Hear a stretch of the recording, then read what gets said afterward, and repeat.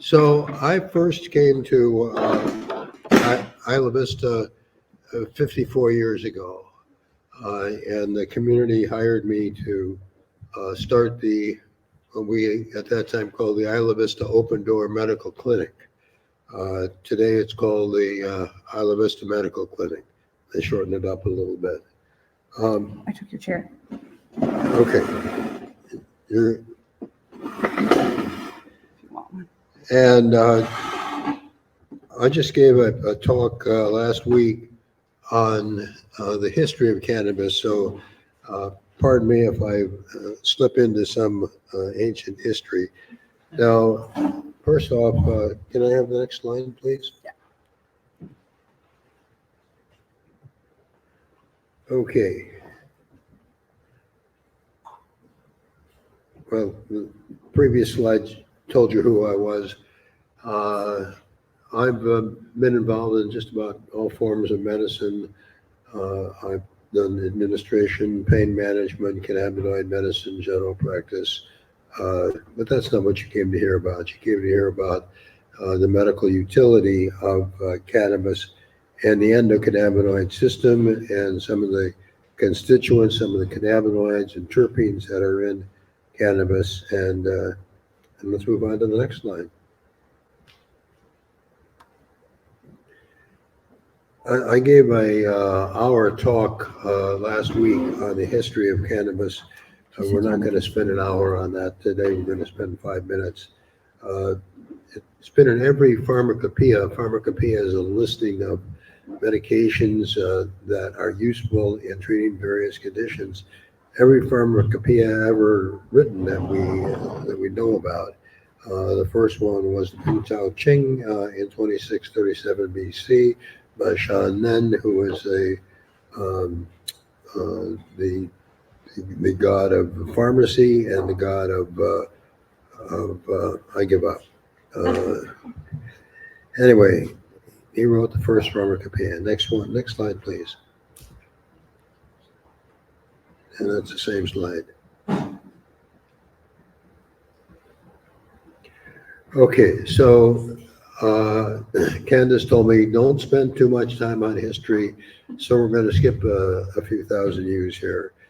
You should know, just regarding a few thousand years, that the endocannabinoid system has been in existence for 600 million years, and that every vertebrate and more vertebrates contains the endocannabinoid system. And cannabis was first sort of identified, I guess, about 50,000 years ago, and they made paper out of it.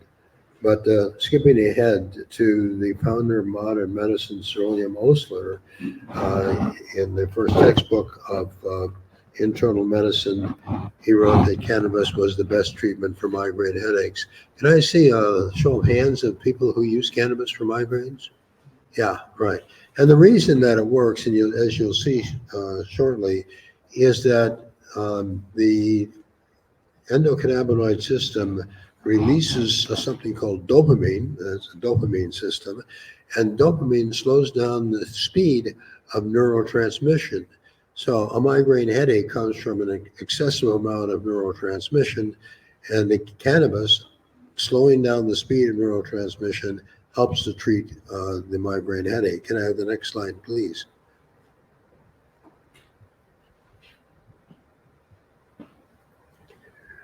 Okay, well, we tend to think that cannabis is kind of spooky, illegal, and something that the authorities are hard on. All the major medical pharmaceutical companies in the late 19th century, early 20th century had cannabis products: powdered cannabis, whole leaf cannabis, tincture of cannabis. Can I have the next slide, please? And then, of course, we started the scare stuff. Extra credit for anybody that knows who started the fact that the idea that cannabis is bad for you. What industry? Anybody have a guess? Yes.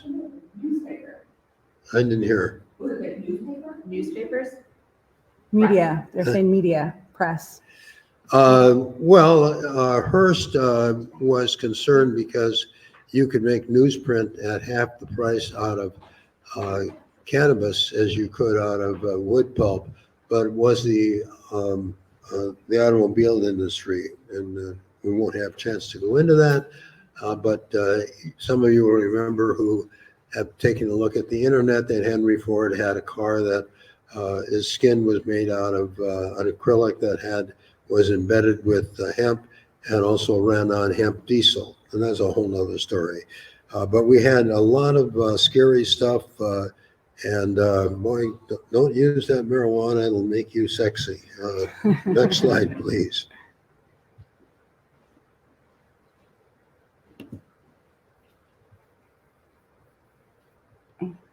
And Harry Anslinger is given more credit than he deserves for creating this feeling that cannabis, there's something very bad about it. It's going to make you into some kind of murderer or sex fiend or whatnot.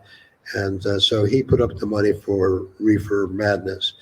I remember the first time I saw Reefer Madness was in 1972 in Berkeley, and the whole room broke up in laughter about every 30 seconds. It was so absurd. Next slide, please.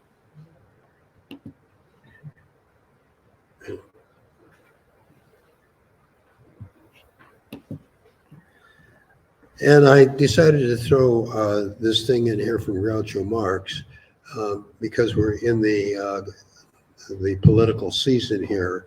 And basically what happened is that people just came up with things that were not true about cannabis. After all, cannabis has been around as a medicine for 4,000 years.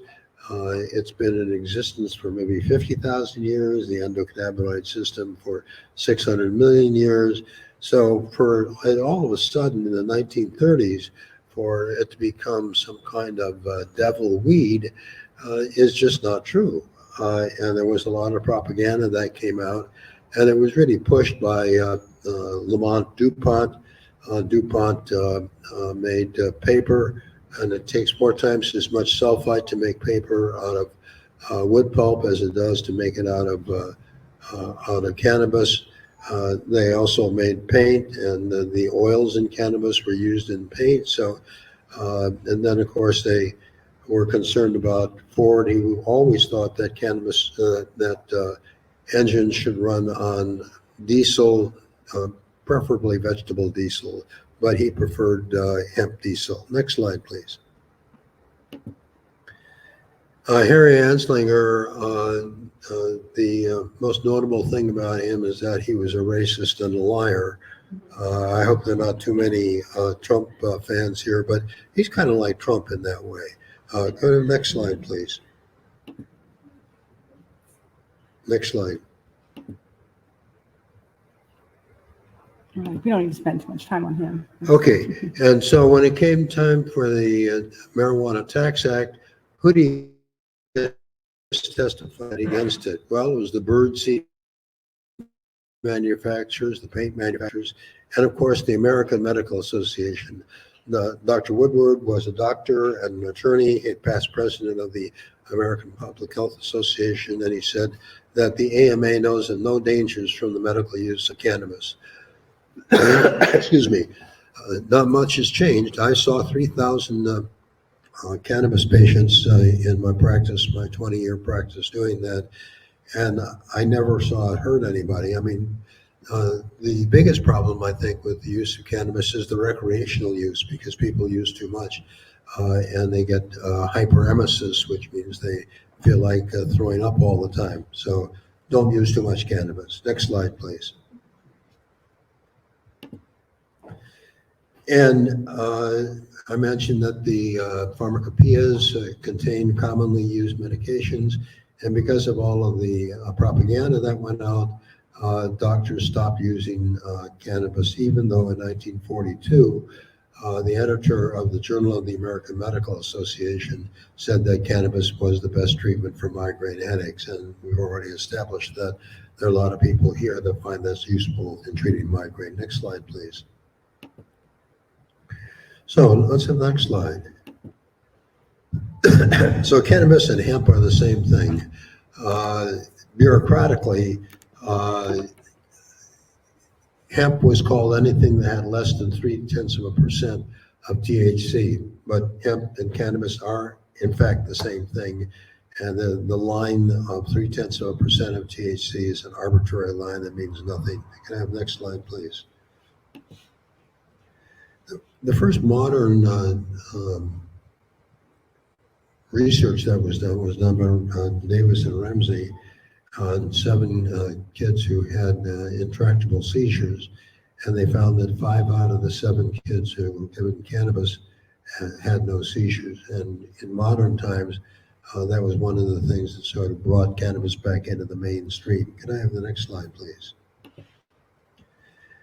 Here's the fellow that we have to thank for the science, and thanks for looking at cannabis from a real point of view, and that is Raphael Mechoulam. He passed away earlier this year, and he figured, look, if people are getting high from using cannabis, there must be some receptors in the brain that this attaches to. And so he looked at, categorized or characterized the chemical structure of tetrahydrocannabinol, and then from the 1964 until the early 1990s, he and many other scientists worked to define the endocannabinoid system. Can I have the next slide, please? I'll just throw this in here. This is a synthetic THC. It's called Marinol. It is not prescription cannabis because cannabis has over 500 molecules in it. Marinol has 1. Marinol was urged to be developed by the government because people who had AIDS found that it was useful in dealing with their pain and in stimulating their appetite and helping them sleep. Can I have the next slide, please? And as you'll see, Marinol has 1 cannabinoid, and cannabis, actually this is an old slide, it has over 140 cannabinoids. A cannabinoid is a 21 carbon molecule. Can I have the next slide, please?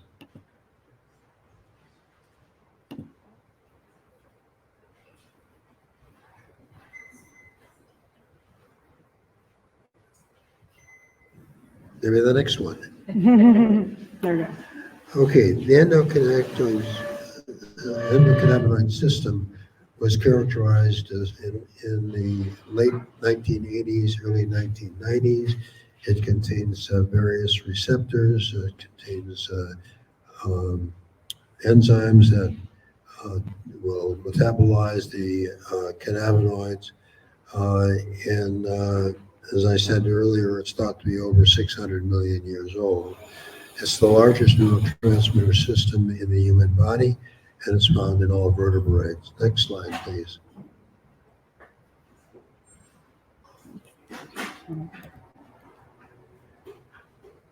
Okay, the CB1 receptors are found largely in the brain. CB2 receptors are found largely in the periphery and in the immune system. The neurotransmitters that are naturally occurring are anandamide and 2-AG, and there are enzymes which are shortened to Fa and Mitchell, and they tend to metabolize both the naturally occurring cannabinoids and the synthetic cannabinoids. Can I have the next slide, please? And of course, the cannabinoids found in cannabis. Okay, so the CB1, as I said, receptors are found largely in the brain. CB2 receptors are found largely in the periphery. And this is, one of the reasons why cannabis is useful in treating inflammation and knocking down inflammation, because the immune system does that. Can we have the next slide, please? Okay, and here's where some of the cannabinoid receptors are found. And you can see they're all over the body. They're largely in the brain, but you've got a lot that are in the abdomen and in the immune system. Can I have the next slide, please? And this is just a drawing of what the structure of anandamide looks like. Can I have the next slide, please?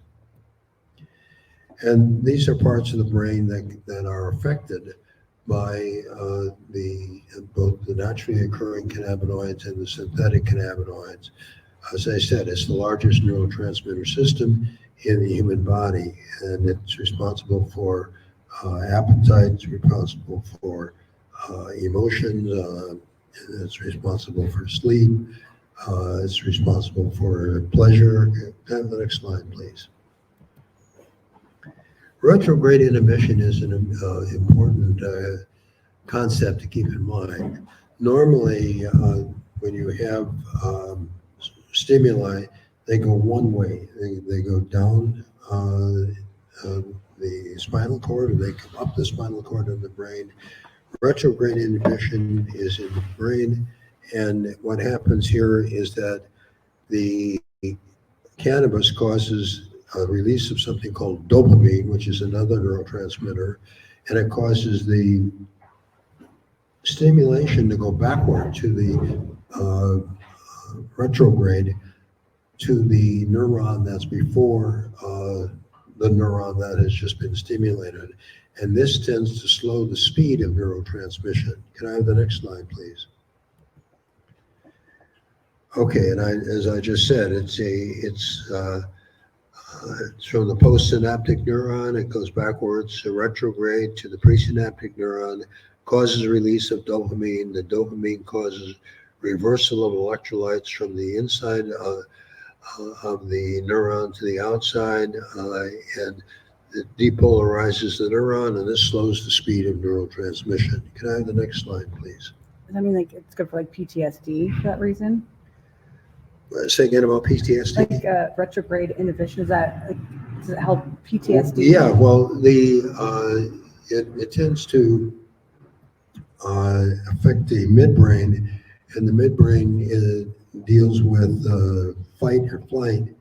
And with PTSD, people that have been exposed to war or rape or other horrific kinds of things, when they run into something that reminds them of that, it stimulates the midbrain. But what happens with cannabis is it slows down the speed of neurotransmission, and so you don't have as much effect of the midbrain, and you're able to think more rationally about what's going on now. You're not in the war, you're not being raped. You can take a big deep breath and relax and not be as anxious and agitated as you would be without that medication. Yeah. That it? That's Okay. a good explanation. Thank you. Okay, next slide, please. Okay, and as I mentioned to you before, this is kind of an old slide, but cannabis has over 512 molecules. That shouldn't be chemicals, it should be molecules. It has over 140 cannabinoids, which, as I said, are 21 carbon molecules, over 200 terpenes. Terpenes are the most common molecule found in nature. There are about 20,000 terpenes found in nature. The 200 that are in cannabis are not unique to cannabis, but they do contribute to many of its therapeutic effects, as we'll see shortly. And it also contains phenoids and flavonoids, and I must admit that I can't rattle off what they contribute to the therapeutic aspect of the plant, but they do. Can I have the next slide, please? Okay, as I said, cannabinoids are 21 carbon molecules that block or stimulate the CB1 or CB2 receptors. And as we saw on an earlier slide, the CB1 receptors are largely in the brain, and the CB2 receptors are largely in the gut and the immune system. Next slide, please. So there's over 140 cannabinoids. You got THC. What's THCA? THCA is THC that has not been heated, and you cannot get high on THCA. So you got CBD, CBDA, CBN, CBC, CBG, THCV. All of these things have therapeutic value, as we'll see later on. Can I have the next slide, please? Okay, and there are an enormous amount of health benefits. After all, look, this is a medication that has over 500 different molecules in it. So you can just run down the most, I think, impressive to me is the anti-cancer aspect. GW Pharmaceuticals, which is a British company, tried this on glioblastoma, one of the most aggressive cancers around, and found that they increased the lifespan by 40%. When you look at a number of days, it went from 330 to 550 by taking CBD and THC, which was in their product. So, when we talked about anti-nausea, on the other hand, if you take too much of it, you're going to get nauseated. Analgesia, I have a copy of my father's 1927 Remington's textbook of pharmacy, and on page 999 and 1000 tells you how to make tincture cannabis and says it's really good for treating anxiety and pain. And there are other aspects as antispasmodic, muscle relaxant, antimicrobial, and so forth. Next slide, please. And CBD mainly is related to inflammation.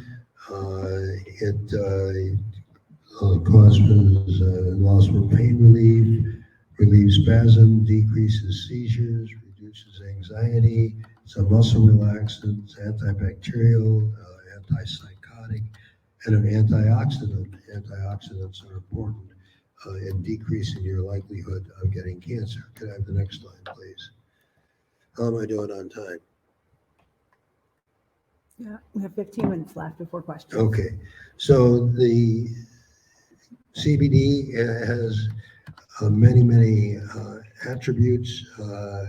It's neuroprotective, anti-seizure, improves circulation, it relieves cirrhosis. That's because of its anti-inflammatory aspects to it. It's something that's useful in relieving Crohn's disease, and it's a bone stimulant, which is interesting. As you get older, particularly women tend to lose bone mass, and this helps restore that. Can I have the next slide, please? Okay, so we've talked about the anti-seizure aspects of cannabis as THCV, THC, CBD. All of these things have anti-seizure activities, which is why there was such a hue and cry to get this legalized when it was found that children who had serious seizure disorders were able to get dramatic relief from the use of cannabinoids and cannabis. Next slide, please.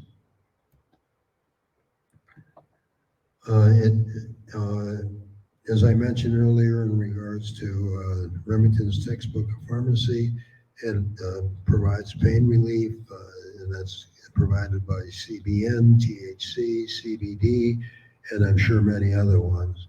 But the point is that you've got hundreds of therapeutic agents in the plant, and many of them have therapeutic utility and different kinds of therapeutic utility. And this is probably one of the best medications known to humankind. Next slide, please.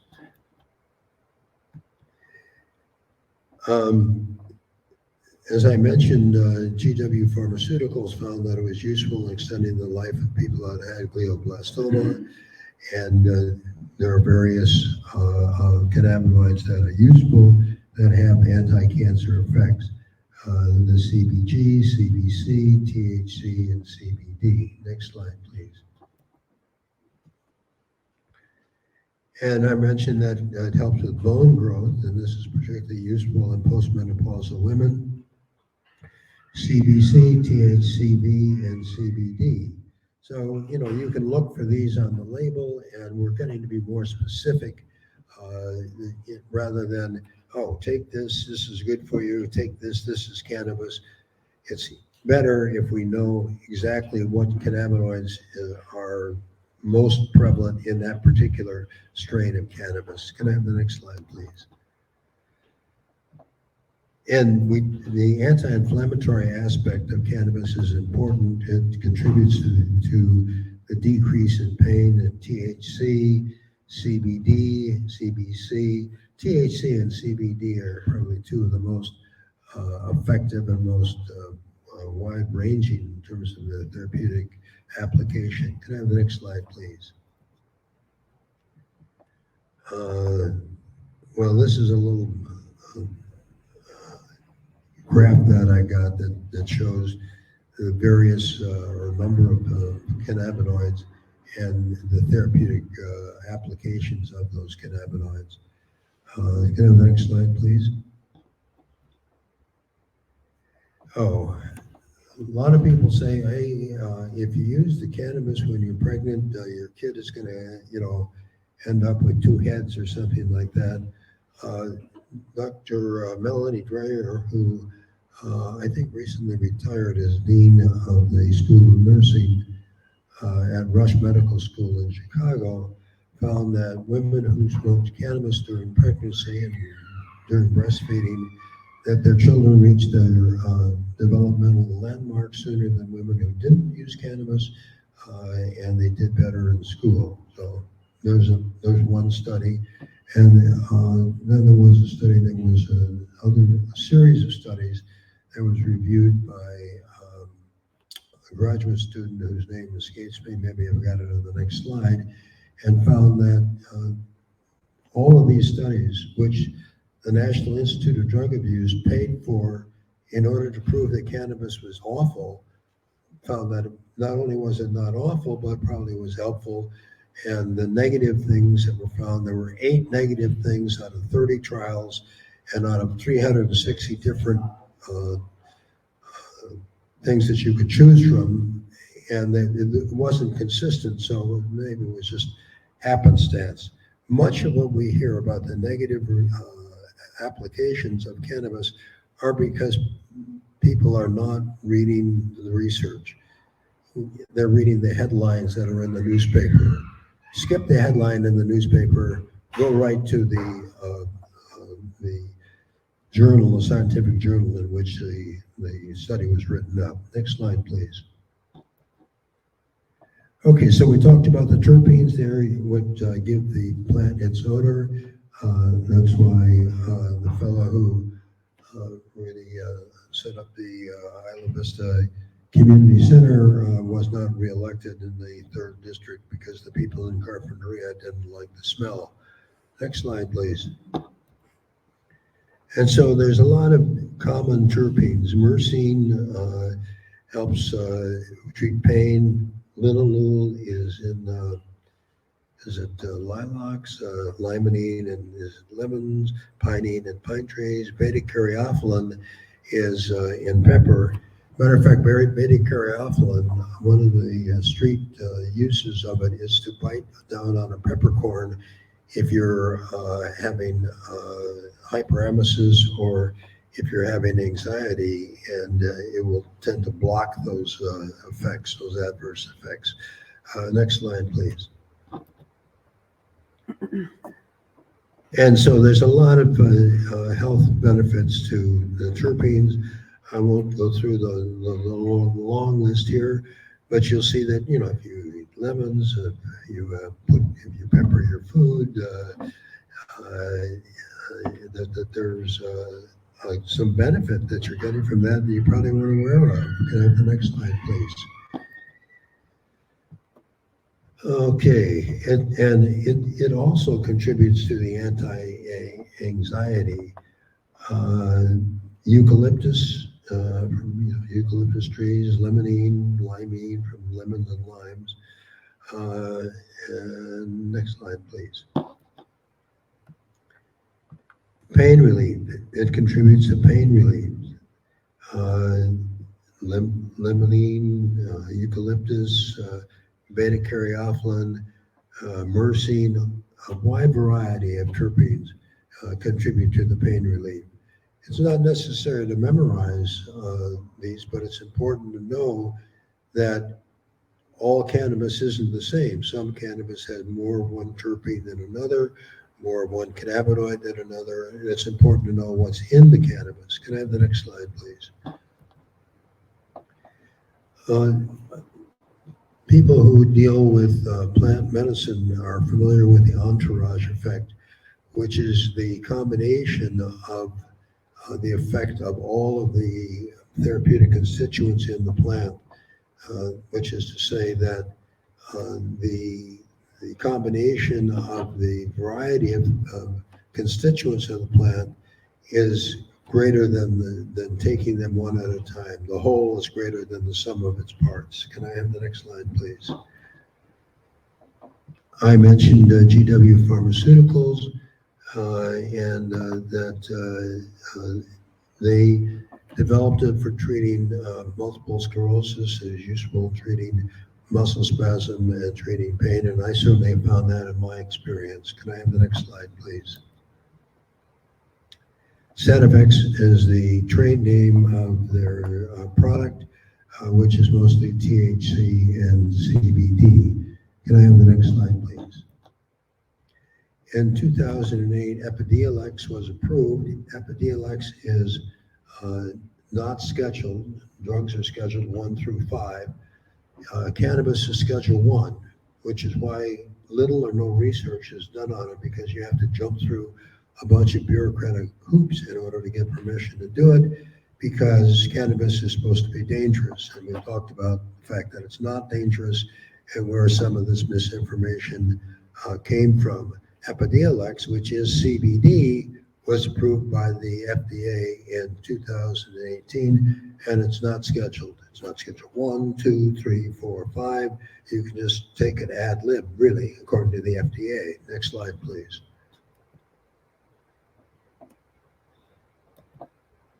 Next slide. Well, this just tells you that cannabis is useful. I mean, there have been about 30,000 studies that have been done. It's been around for 4,000 years. I mentioned the GW pharmaceutical studies. We know that it's useful. You know that it's useful. Anybody in here that has used it for their migraines understands that it's useful.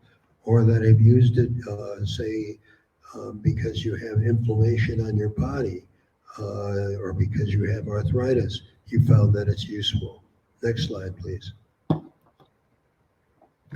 And it's safe. As far as I know, no one's ever died through an overdose of cannabis. The biggest problem you can have is if a bale of cannabis falls on your leg and you break your leg. Okay. So you'll need cannabis to treat it. Huh? So you'll need cannabis to help your broken leg. Yeah. Okay, next slide. And there's a lot of different ways to take cannabis. You know, during the 60s, smoking was popular. People have made tinctures.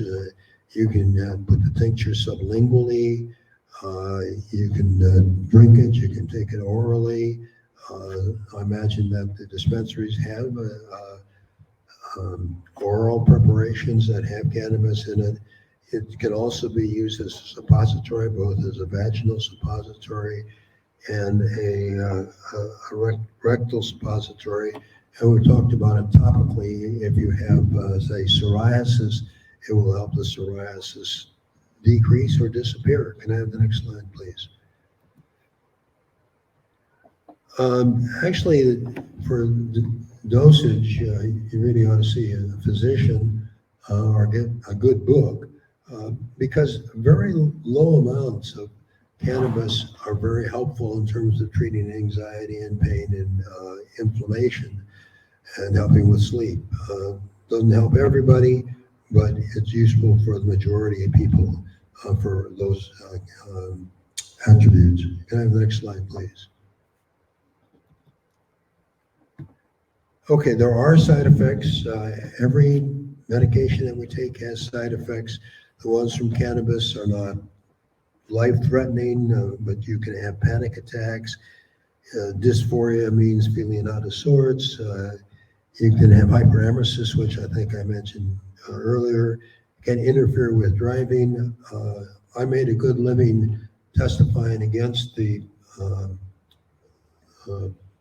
the state when they went after people for driving under the influence of cannabis merely because they had THC in their blood. The THC in your blood does not make you drive badly. You can drive badly from cannabis, but not. Let me just say this. I did about 250 cases of driving under the influence of cannabis, and I don't ever remember losing. No, that doesn't mean that the people didn't get off scot-free. In some cases, they were found guilty of driving recklessly or something like that, but they were not found guilty of driving under the influence of cannabis. The side effects are related to dosage. As I mentioned, the hyperemesis has been a bigger problem with recreational use and with medical use. Next slide, please. Okay, we've really gone over the therapeutic applications of cannabis: pain, analgesia, anti-inflammation, antidepressant, sleep aid. As you mentioned, post-traumatic stress disorder, attention deficit disorder is another one. The list of conditions for which cannabis is useful for is, I wouldn't say it's endless, but when you start to look at the speed of neurotransmission and slowing down the speed of neurotransmission, and we start to look at the anti-inflammatory aspects, you can see how it would be beneficial for a number of these conditions. Can I have the next slide, please? Well, we still need to know more. Doctors need to know more. Most doctors don't know very much because they don't talk about it very much in school. I mean, I spent 10 or 15 years reading books about this, so I know a little bit more than the average doctor. And the average doctor doesn't, unfortunately, we're not taught about plants. Those are naturopaths, and we look down our noses at naturopaths. Okay, can I have the next slide, please? We're finally getting some standards. We're labeling these products, or the dosage is generally on the product. The plant constituents is on some of them.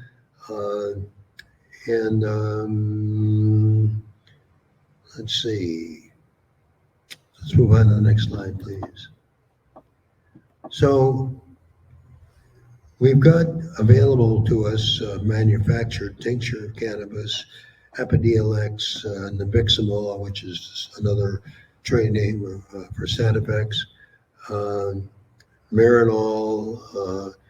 We're beginning to get a better idea of various strains and extracts and what the role of some of these things are. Dr. Lester Greenspoon, I had the privilege of meeting his son. Dr. Greenspoon passed away about a year ago. And one of the things he said we had to be careful of was the pharmaceuticalization versus individual growth of the plant, because that does away with the diversity, and I think Dr. Greenspoon was right. He wrote Marijuana, the Forbidden Medicine back in 1971. Next slide, please. This is the most important slide. These are two books that I'm selling. You can come over here afterwards, after the next presentation, and we'll take a look at it and talk about why they might be useful for you. Can I have the next slide, please? And this is how you can get a hold of me. And I thank you very much for your attention. And now, do we have any time for questions? Yeah, just to maybe take a couple minutes if anybody has a question now, or I mean, I think you'll be with us for like a couple more minutes as well, or till lunch at least, maybe a little bit longer. Doctor, I have a question. Yeah. And I have to admit, I'm a little bit deaf, so if you can repeat the question to me, I'd appreciate Yeah. it. Sue, go ahead. Doctor, I would thank you so much. That was very, very Yeah. beneficial. Thank you, Doctor. Yeah, I'm sure the question. And I would like to know, I know he didn't go to school in the medical field to learn about cannabis. So I would like to know what made him go into cannabis as a physician. and this would be his specialty. What changed his mind? Because I know his mindset, because we were almost probably the same age, so it was taboo with reefer madness. My mind was really never changed. When I was 18 or 19 years old, for some reason, my father and I looked at his 1927 Remington's textbook of pharmacy, and it had 2 pages there on cannabis and how to make tincture of cannabis, and it stimulated my imagination, and I started reading about this. I also sort of am the kind of person who questions the status quo, particularly when the status quo doesn't sound like it makes any sense. And so the more that I learned about cannabis and the more that I learned about its benefits, I guess you'd say that changed my mind. I never felt more like a doctor than I did during the 20 years that I practiced cannabinoid medicine, because it's good for Parkinson's disease. It was good for people that had other movement disorders. It was good for quadriplegic, for paraplegics. I mean, if somebody had told me before I started making recommendations, when I started making recommendations in 2000, at that time there were only 2 or 3 other doctors in all of Southern California that were making recommendations. So I saw a lot of different people, and I guess the thing that changed my mind is my experience in seeing it work. Yeah. Yeah. That it? Yeah. Thank you very much. I appreciate it, and I'm available afterwards, and I look forward to hearing what the next speaker has to say. Yeah. It's amazing. And I have to say that's so amazing. We might have one other question, but I have to say that. Can I make one more comment? Yeah, please. Yeah. My name is Elsa Granados, and I'm the Executive Director of Standing Together to End Sexual Assault, as you can see.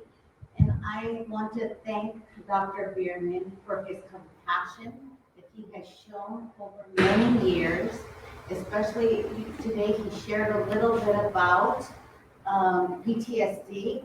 And so that helps increase the options for survivors of sexual assault.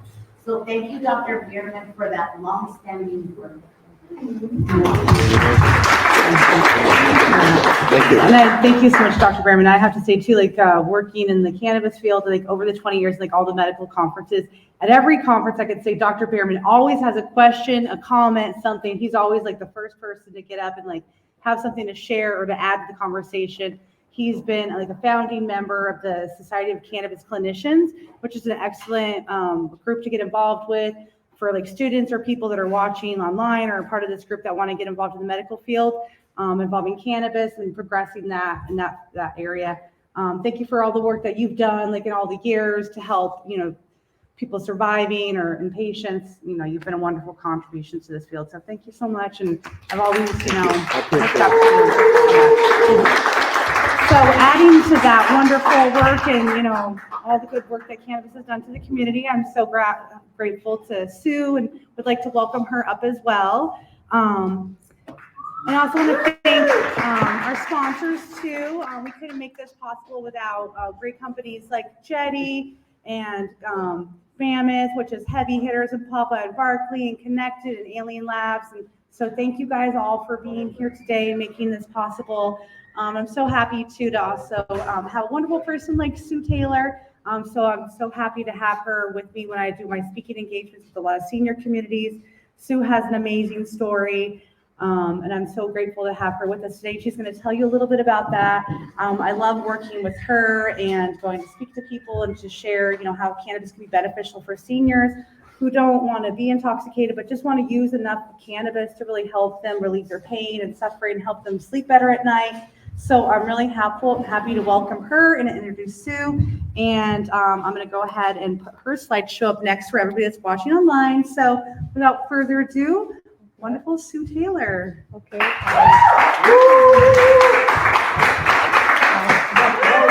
my fans that I brought with me, that's been in Holly over here.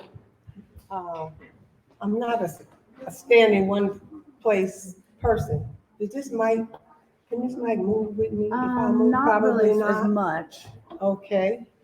Can you guys hear me like this? Yeah. Okay, good. Here, Candace.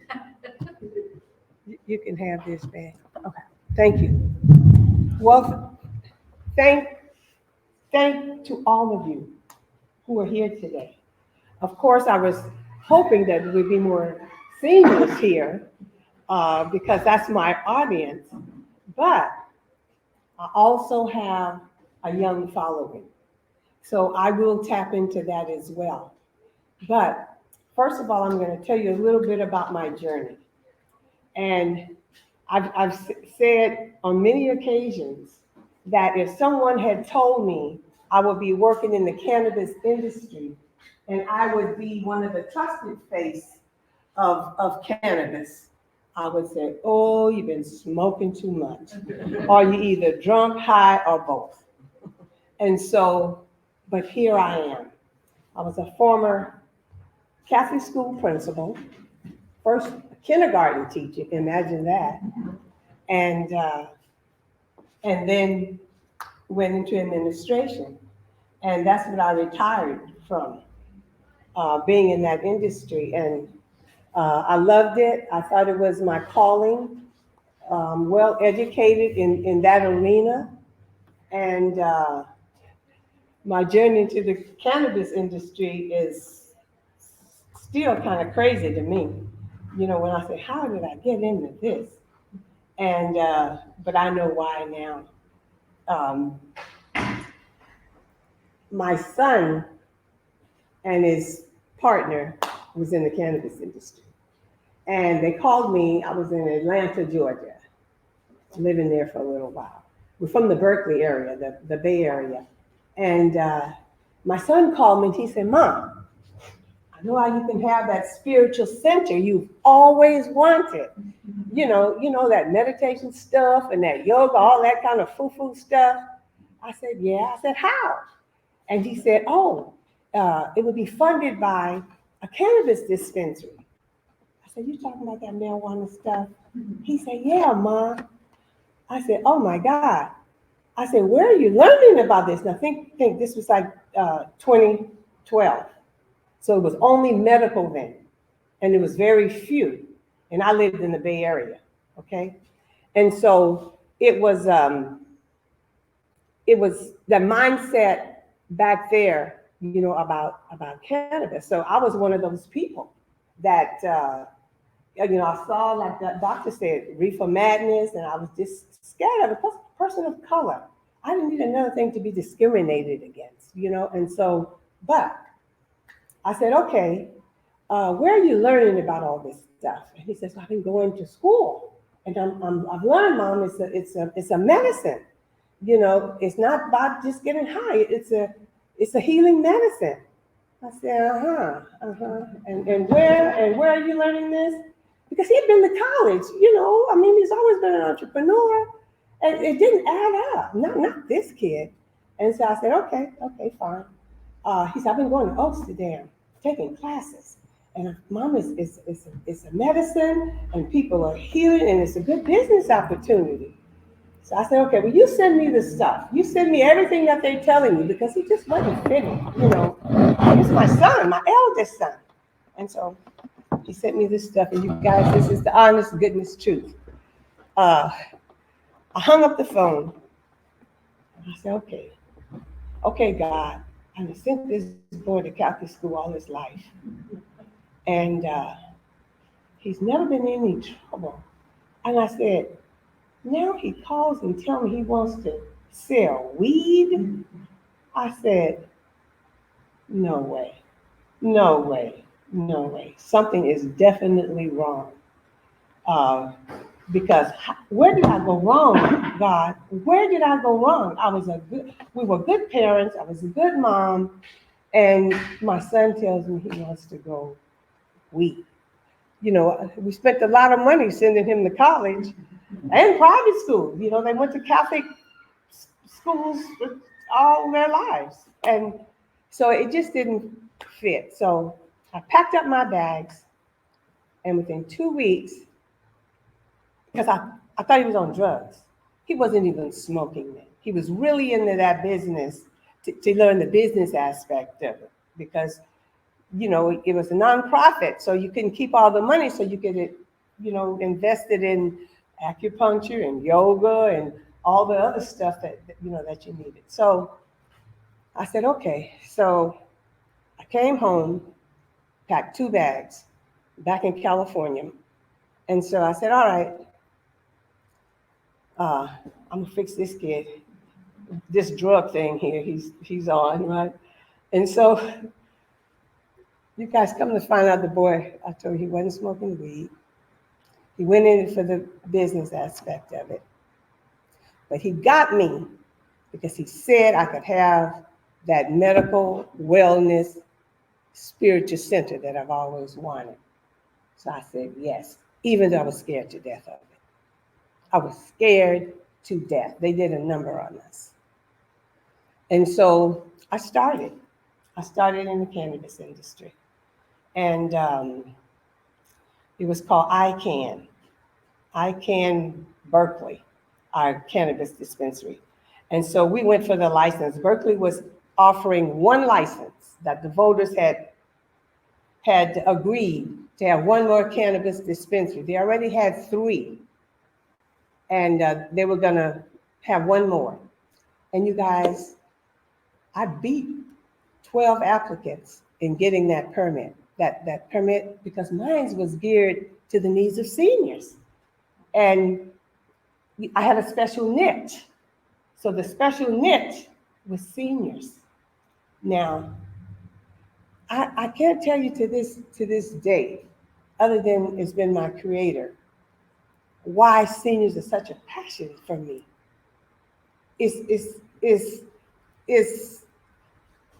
But I know why, because we're the forgotten ones. And because of all you young people are here today, this is really about your mama, your daddy, your aunties, your uncle, your grandparents. We're the least respected people in this country, are the elders. But they are our greatest and our wisest gift that we have. Because they are wisdom keepers. We hold wisdom.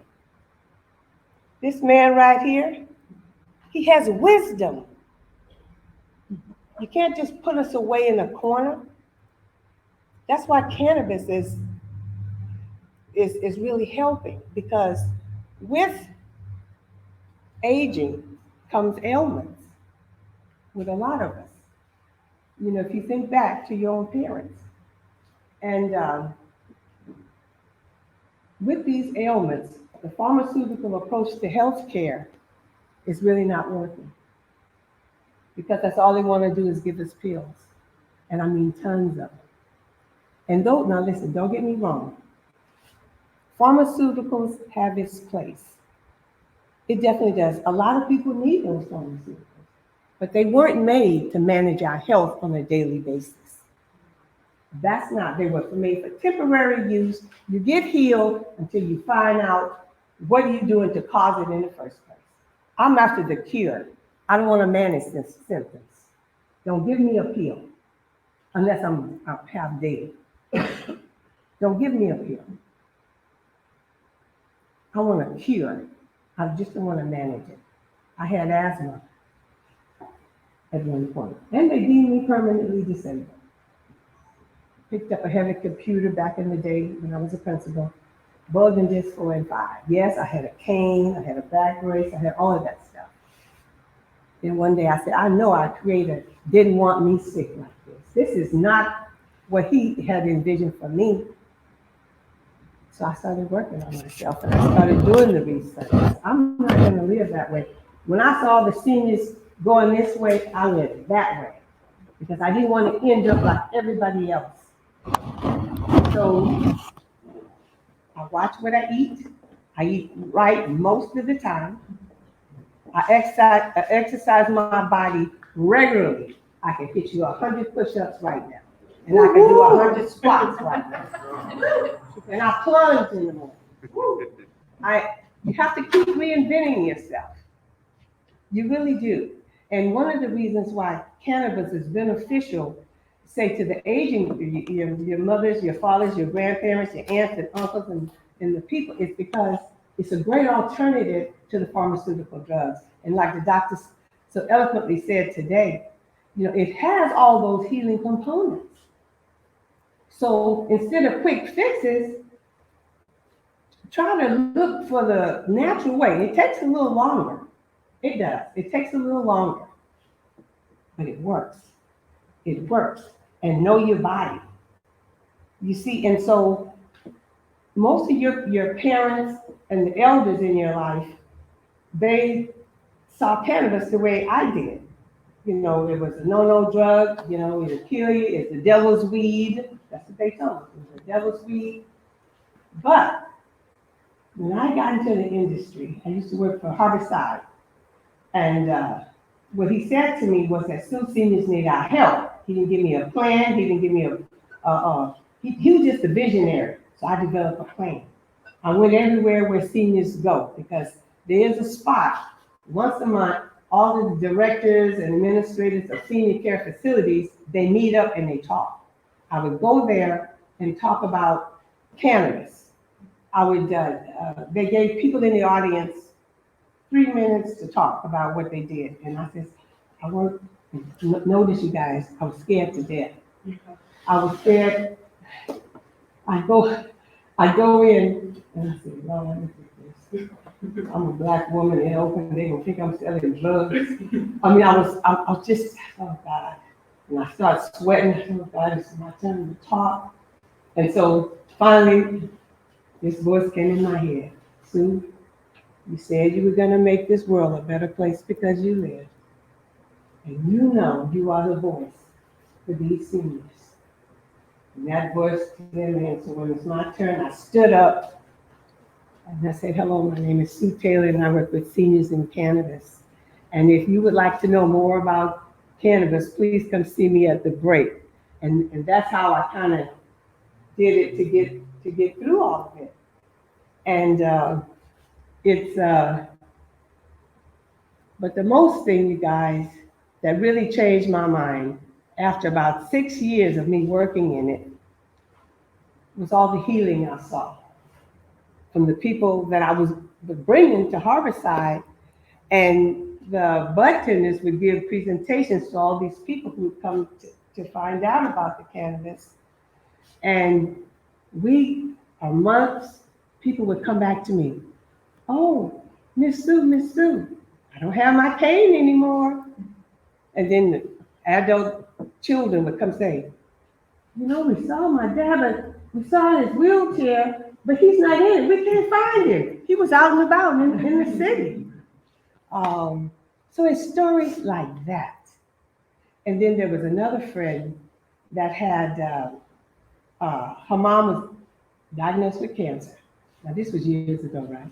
Diagnosed with cancer. And so she went with her mom to the doctors. And she said, doctor, you do whatever you're gonna do with my mom, but I want you to know I'm gonna give my mom 2 of these cannabis tablets every day. So they said, well, whatever. And so it went on. And so she said, when I talked with her, I said, how's your mom? Like 6 months later. She said, my mom's fine. I said, she's fine? She said, yeah. I said, what about the kids? Oh, it's not there anymore. I said, what happened? She said, well, do you know the doctors called me and said, what were those pills you gave your mother? I said, oh, there were 2 cannabis pills, 2 cannabis. Would you mind if I send some other patients to you, but please don't tell them I sent you? But see, doctors care, but they were worried about their licenses. So nobody wanted to be associated. That's why I was interested in the doctor, what changed his mind. But he was already smart enough to know. But it's things like that that begin to change my mind about the cannabis, because I had to be convinced. I couldn't just read it. I had to see people. People who I saw couldn't walk, walking. People who I saw sick, not sick anymore. That's what convinced me. Nothing I read, but seeing those people enjoying their life. And if I can contribute something like that to people's lives, I will do it. I don't care how scared I get. That's why I plunge. You have to get comfortable with uncomfortable things. That's the message to the young people in this room. You have to get comfortable with uncomfortable things. It'll make you stronger. It'll make you step up for what you believe in. It'll help you make this world a better place because you live. Don't just exist. Do something. Be of service while you're here on this planet. Whether it's this, to seniors, whatever. And look, you guys, this is what I know. Before you came onto this earth, before you made the decision to be born, you made a promise. You say, I'm gonna come on the earth at this time. I wanna be born at this time because I have gifts and talents that I'm gonna share in the world and I'll be able to fix it. And it's just the right time where they're gonna need me. Many are called, few respond. And it's up to you to find out what that divine talent that you and nobody else can give. That's how you do it. People say, why are you so passionate about seniors? And it's not just about seniors, it's about people. It's about people, you guys, and you're not born to be sick. So any kind of alternative medicines, I'm gonna seek out. I don't take a pill for anything. You know, I'm healthy and I'm happy. How many 77-year-old people you find that just totally happy? Not many. Most of my friends are just waiting to die. Because once they retire, you don't have a plan for retirement, you die, statistically, you die between 3 and 5 years. You know why? Because they felt purposeful when they was working. And once they're not working, the kids don't want to be bothered with them anymore. Nobody wants to hang out with them anymore. So they don't have a purpose. So you reinvent yourself. You just reinvent yourself. You keep creating you. And how you do that? You go within. You go in here. You commune with your higher self and whatever you call that. And if you're trying to get into the cannabis industry, fulfill a need. Fulfill something that's not there. Either with a certain demographic, a jar, a product, something that you can improve on. Whatever it is, whatever gift that you have, share it. Share that gift. There's more to this life than meets the eye. You're divinely guided. You were born into greatness. You were born unique. You were born brilliant. And it's not selfish. It's what they call self-care. It's just caring for who you are, you know, and giving service. One of the reasons why I've been so successful in the cannabis industry, I work for free. You know, I did. Even when I went to Glass House, I just went. I didn't have a job. I just went, but I partnered with them. Now, I was the first Black woman to get a permit in Berkeley, right? My family was, it wasn't just me. And then I partnered up with Glass House, and they helped me bring that dream to fruition. We opened up the facility. You know, they came in with the finances for us to build a state-of-the-art facility and create my dream, which is creating products for seniors. And my products, Mama Sue, they're somewhere around here. But anyway, oh, there they are. They're geared to the needs of seniors. Look, you guys, most seniors, they don't want to get high. They just want to get well. They just want to feel better. Cannabis can help them do that, like the doctor said, without major side effects. You won't take something and your heart goes out, your kidneys goes out, your liver go out, your foot go out. No, cannabis won't do that. You know, the only thing you do, you'll get too high and then you don't want to touch it anymore. That's why I'm a great person to talk to seniors about it. Because they said, I talked with a lady yesterday at the restaurant, and she said to me, oh no, I don't fool with that cannabis because, when I was, I got too high. I said, because you didn't know what you were smoking. You have to get educated about it. I said, you smoked the wrong thing. You got to know why you want it. Why do you want to use cannabis? And so I said, that way they could tell you what's best for your body.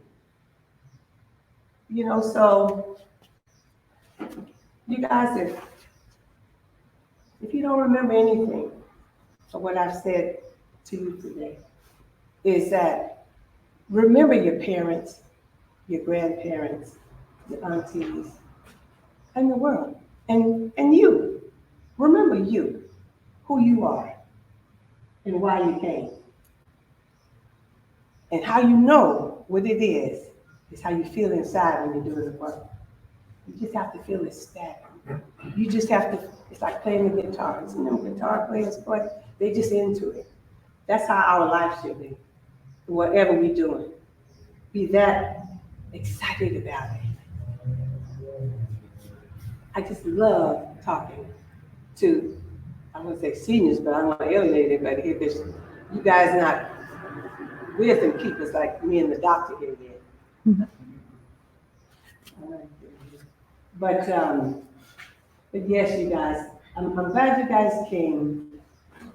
And I don't know if I forgot something over or probably tell me, but you could ask questions and but just be good to you. Okay, here's another. You have to take care of yourself first. I know if you have children, parents, whomever, husband, wife, you have to take care of yourself first. Let me tell you why. If you take care of your needs first, like what's important to you, like for me, I set my day every morning. I meditate, I write in my journal, and I exercise in my body. Those things keep me balanced. If I do those things, Sue is happy. The best Sue shows up for everybody that I love. You know why? Because I'm not lacking anything. Because I took care of me first. I took care of my needs first. When you do that, you're patient with your wife, you're patient with your kids. And if you're not patient with your kids, you go in the garage and smoke a joint and come back. You'll be just fine. You'll be just fine. And it is better than popping an Ambien. Or, it's more healthier. I know. That's about it, y'all. If you have questions, I'll.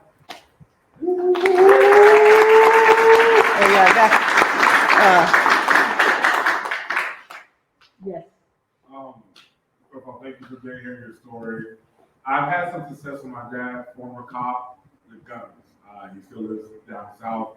I'm curious to know, like, as you speak to seniors, I guess probably what you're bringing to find out, but like, is there a measurement you're providing? What's the product type? Are you ratio focused? How do you, what do you feel like you're doing that's unique when you talk to seniors versus how you see high THC being pushed in the stores to everyone else? Like, how do you separate that, and what do you, I don't know, what kind of products are on your line? I have 3 products. My latest one is called Everyday Wellness. And it's, I think it's 15 to 1. 15 to 1 with CBD, it's CBG and CBC. And then it's only like 0.5 milligrams of THC. It's just enough THC to harmonize the body and the mind, just to balance it out. And that's something that I do quite often. I can take it every day because I have the information in my body from the Golden disc, and it helps me function. And then there's also sleep. 16 they go to cannabis for 2 days. They can't sleep or they're in pain. Sleep tincture goes under the tongue. Hold it on there for 15 seconds. You know about that, right? Okay. And then also have the relief. the extra strength relief that deals with pain and anxiety. And all of them are tinctures. And I like the tinctures because it's quick acting and, you know, you can put it in your pocket and there's no smoke. Your pocket won't smoke from smoking. You know, you have to go, I have three of the relatives that come over and they say, you have a balcony? Yeah. They said, well, okay, well, we want a hotel that has to have a balcony. They smoke. First, I didn't know why they wanted it. Why they need a balcony? There's nothing to see. Well, my house there's something to see. But yeah, so tensions are great. They're great and they fight for fast acting. And most seniors don't want to smoke. A lot of them, you know, they're Can you say a little bit about how else you use your tinctures? Yes. Sometimes I put tinctures in my smoothie that I make. You know, I just take a few drops in my hand and it's my back that sometimes, and be careful of your spoken word. I'm not claiming no illness here. I'm totally healthy. But when I do feel a twinge or something, I might put it in my hand and just rub it on my back. And sometimes I take my sleep tincture and just rub both my feet with it, and it just relaxes me. It just relaxes me. So there are many ways you could use it. And then what's coming up in the works with everyday wellness, we're going to do 10,000 steps with Mama Sue. And we're going to have a masseuse there, and they're going to massage with some of those tinctures. So you just got to. When is that? I think Just asking for other people. Yes, I think it's the 26th of October, but things are changing because now they want to slip in some Pilates or something. So we'll see. I mean, there's a bike ride. There's a bike ride. That's going to be fun. That's what I do too. I also ride the bike. I ride my bike. I just do all kinds of things to keep my body and mind active. And here's another one, you guys. Try to stay connected to your higher self in some form or fashion. Whether it's quiet. I know some people that do a dance. They flow. They dance. And it's a form of meditation. So find out what works for you. Find out what makes you whole. Your creator didn't make you just to exist. You're supposed to be happy. You're supposed to bring good cheer to the people you meet. But you can't give that away unless you have it yourself. Be good to you. Be the person you came here to be. I do affirmations. When things go wrong, I pull out that affirmation to combat, because your mind, I can control my mind. You know, my body doesn't control me. When the leg, I'm walking upstairs, start twitching, I said, look, we walking now, you better get this stuff together. And you know what, it listens. I swear, I start jogging up those streets. But you're not out here. You gotta go here. You gotta go here. Does that make sense? Y'all got this? Yes.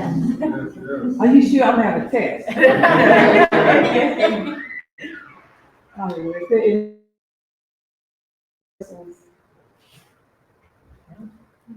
Thanks, Sue. Are you sure? Yes, thank you. Yes. Y'all have no working? Thank you guys for Thank you, listening. Sue. You're an inspiration, Sue.